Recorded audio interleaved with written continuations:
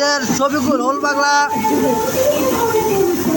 Whole পাগলা ভাই সে কাজ করতেছে, তার কাজের সহযোগিতা করে আমি ভিডিও শুটাইতেছি।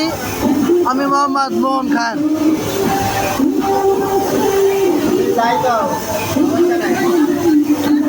শফিকুল ভাই এই মধ্যে বলেছে আমি যাই বলি কোনো সমস্যা নাই, সে এটাকে এডিট করে সরিয়ে দেবে।